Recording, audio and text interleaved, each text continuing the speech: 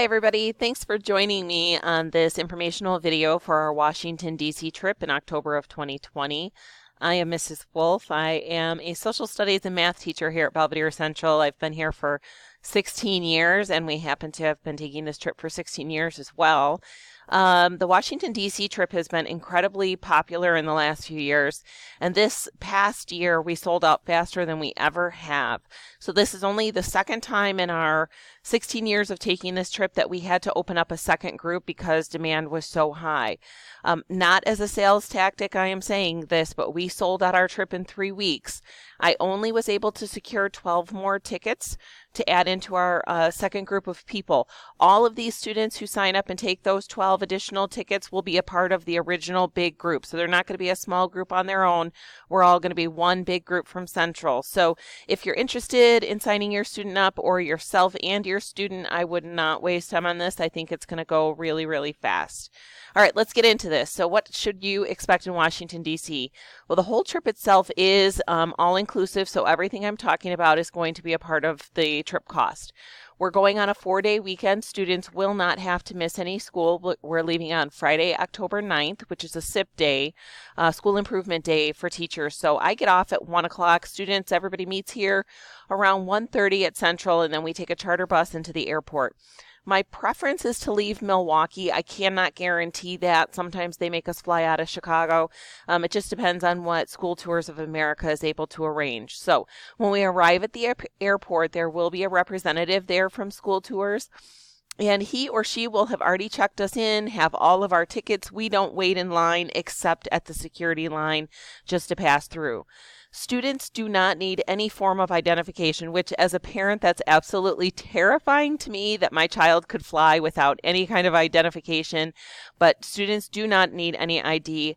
Adults, if you do sign up to go along on the trip, you will have to have, at a minimum, the real ID identification, driver's license, or a passport to go. We'll eat dinner at the airport that night, and then we're going to take off to Washington, D.C. And if we get there early enough, we're going to do a night tour and make the most of our time. And then we're going to go straight to the hotel and meet our School Tours of America representative who is out there. We're going to be staying at the Embassy Suites this year. Our rep will have already checked us in. Typically, we have a lady by the name of Christine. She's very, very nice. So she'll have us checked into the hotel already. All of our rooms have been checked, and she has all of our hotel keys. So all we need to do is just hand out keys and go to our room. Now, at the hotel, your student will be staying with 3 other students in a room, boys with boys, of course, girls with girls. Your student will be able to choose who they room with, because this is supposed to be a fun thing. So we want your student to pick their friends and stay with their friends and have a good time. This is not like a traditional field trip. This is, obviously above and beyond a traditional field trip. So they will choose who they room with. And again, boys with boys, girls with girls. I keep girls on one side of the hall and boys on the opposite side of the hall because I know some hotel rooms have that room door inside the room so they can go in between rooms. So boys on one side, girls on the other. Got that covered. We normally are back to the hotel between like 9:30 and 10:30 at night. We have long, long days. So somewhere in that window, we're going to do a room check, and the teachers are going to go to the rooms, make sure the 4 kids that are supposed to be in that room are the only ones in that room. We make sure that everything's okay, and then we have them lock their door, and we tape the door frame, which we're not taping them in. We just want to make sure that that door tape doesn't get cracked during the night, because if it does, it means they tried to open the door, and we don't want that. So during the night, we have a licensed security guard who sits out in the hallway from 10 o'clock at night until 5 in the morning. And then when I get up in the morning, I meet with that security guard, and they give me all the information of what went on in the hallway during the night. Maybe a room was really, really noisy and wild and up during the night, and they had to go knock on the door and say, hey, you guys need to quiet down and go to sleep, that kind of thing. But quite honestly, most of the time, the students are pretty ready to go to bed because they've had a long day outside and they're wore out. So that usually isn't an issue. In addition to that security guard being out there, all students have my cell phone number and they know what room I'm in. So they can either call me on the hotel phone or they could call or text me on my phone, and I'm available to them through the entire night. I've been woken up many times, and it's okay. That's part of what I'm there for. So that is not an issue at all. All right, so on day 2, we get up in the morning and we have the breakfast buffet, which is really good. It's different than continental breakfast for us. It's a full buffet, so pancakes, waffles, toast, bacon, scrambled eggs, cereal, the whole 9 yards. They have it all. Students should not leave from the buffet in the morning hungry. Then we're going to meet our tour guide, Dan, and he is just phenomenal. This will be the 4th year that we've had Dan out in Washington, D.C., and I just cannot say enough good stuff about him. He is so smart. He's lived in D.C. for, I think, about 10 years now, so he has a good feel for the city, but in addition to that, his education is just unbelievable. So when we're out touring in Washington, D.C., I start to see other people that aren't even a part of our group that start to kind of gravitate into us, and they want to join in on our group because they're just so drawn in by what he has to say and the stories that he shares. He's just fantastic. So you'll hear lots of good stuff about Dan through the trip and while we're out there. So we're going to go, not necessarily in this order, but all the things that I'm telling you we're going to do, we're going to do. So we're going to U.S. Capitol Hill to see the House and the Senate. We'll get a full tour of the Capitol building. We'll also have a professional photo taken outside the Capitol building. Students will get that about a month after we come back. And then we're going to have lunch inside the Capitol. They have kind of like a mall food court underneath the House chambers. We'll go to the Supreme Court and the National Archives where they have the real Declaration of Independence and the Constitution. And it looks like you're in that movie, National Treasure. So that's pretty awesome. Then we're going to go to the Pentagon and 9/11 memorials, and we're going to stop by the White House. Sometimes, most years, we have taken a photo outside the White House in front of it. This year, I am trying really hard to get us inside the White House. I'm not making promises on that, but I am trying my hardest. If you sign up, I will have some information about that as we move forward. We'll do dinner at the Hard Rock Cafe, and then we're going to do night tours because some of these places just are entirely different if you see them at nighttime when they're lit up, and they're just beautiful. So the Lincoln Memorial, Martin Luther King Memorial, Vietnam War, Korean War, and World War II memorials are something to be seen at nighttime. So we're going to go do that at night and then return to our hotel. And again, it's going to be kind of late. Day 3, we're going to get up and have that breakfast buffet, and then Dan's going to take us out to Mount Vernon. This whole time when we're out there, we're going to have our own charter bus, and it's going to be just ours. So we aren't going to be switching buses and having different drivers. We're going to have the same guy and the same bus the whole entire time.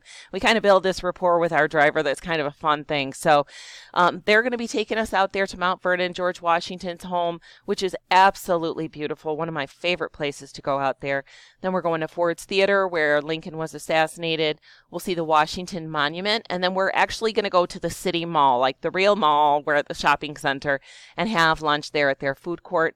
And when it's over, we'll go to the Holocaust Museum, which is a somber thing, but it is something so good for these students to see and experience in a way that they'll never get an opportunity again. This is the National Holocaust Museum, so it has things they won't see in other places. It is a tough thing, but it's good for them. And in 7th and 8th grade, they're going to start building up to actually doing a huge unit on that in social studies. So I think it's a really important thing.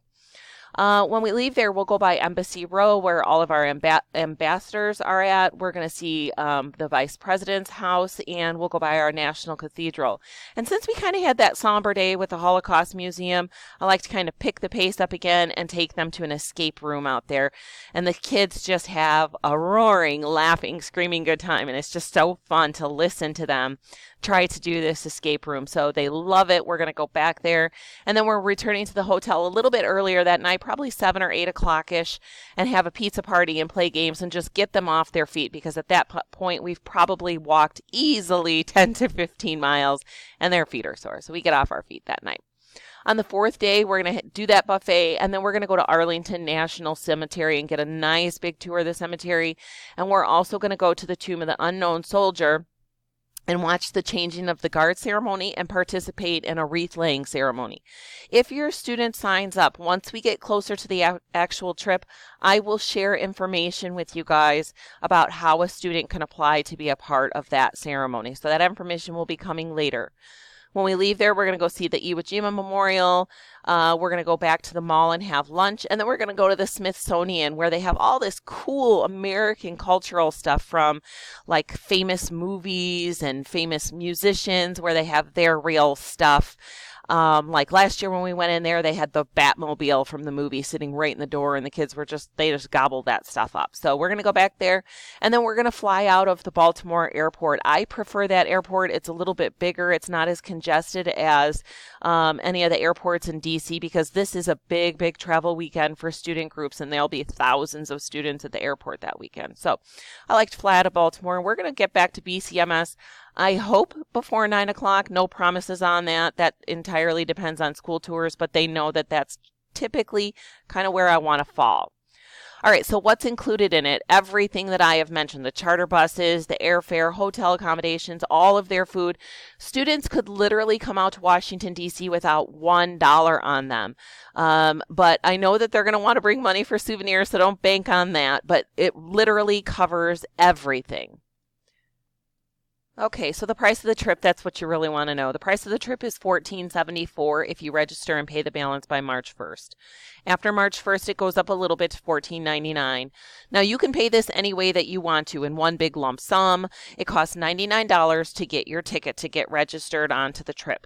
So if you want to pay the $99 now and then pay off the trip when it's finally due, that's totally up to you. Payment is entirely up to you. There are no fees for how you want to pay. Just pay the trip cost itself, any method that you choose. The final payment is due by the end of July, and you can get trip insurance. Now, I'm going to be doing some fundraisers. I'll be doing one more. I did do one in the fall when we originally ran this trip. We'll do one more probably in early March, and details are going to come out through that portal system. Once you sign up, you'll receive emails from me pretty regularly. All right, so what's next? You're going to register your student with a $99 deposit. I recommend you do it online at schooltoursofamerica.com. You'll need our tour code, which is 9555. Or you can do it on paper. If you choose to do it on paper, you could send your student to my room, C101, and I will give them the paper packet so that you can mail it in through regular mail. Once you get signed up, you're going to get this portal, and I'm going to show you what that looks like in just a second. You'll be receiving communication from me through the portal, and you're also going to get some stuff in the mail from School Tours of America. We'll have a meeting about 1 week before we leave for Washington, D.C., so I can talk to you about flights and packing and all that good stuff, and that Tomb of the Unknown Soldier ceremony. All right, so this is what the portal looks like, and there you can see our tour code 9555. When you get in there and get signed up, you can actually push out kind of this thing that's like a GoFundMe if you want to share it on social media, and maybe ask people, hey, instead of birthday gift for my kid or whatever, hey, maybe consider contributing to their tour out in Washington, D.C. Totally up to you. You can use it or not, your decision. Here's some photos from previous years. We've just had so much fun in Washington, D.C. over the years, and the kids have just made such great memories and had so much fun. You see new friendships developing, and it's so good for them when they especially are out there without parents and they're kind of on their own with us teachers, and you just see them kind of change and become a little bit more responsible and have an appreciation that maybe they didn't have before. It's really, really cool and fun experience. We run this Facebook page, which you're on right now. That Facebook page is going to be switched over to a private Facebook page once we get ready to take the trip. And I will be going on there. Teachers and chaperones who come along, students are welcome to always post on that page so you guys can see from home what we're doing, what we're up to. And every now and then I'll hop on there and come live so that you can see your babies. I know I have babies too. And I can understand you want to see them and see what they're doing and say hi, and they want to say hi to you. So we'll do that. And this is just some feedback from parents over the years on the trip. Okay, so if you have questions, please email me at swolf2@district100.com. That is S as in Sam, Wolf, like the animal, WOLF, the number 2@district100.com. I would be happy to help you. Or you can send your student to my room, C101, in the 6th grade wing, and I would be happy to give them any kind of materials that you would like to have. Again, please, please don't wait on this. I'm so afraid it's going to sell out quickly, and I don't want your student to miss out if they really have their heart set on going. Thanks for joining me today, and I hope to hear from you soon, and I hope to see your student registered. Have a good one.